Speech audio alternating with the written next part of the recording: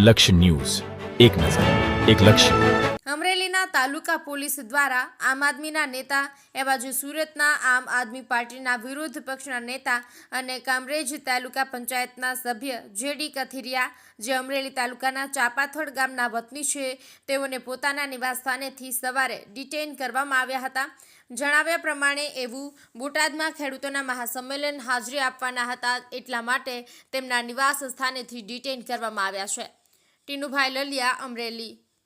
રાજુભાઈ કરપડા આજે જે અને ઈશુદાનભાઈ ગઢવી જે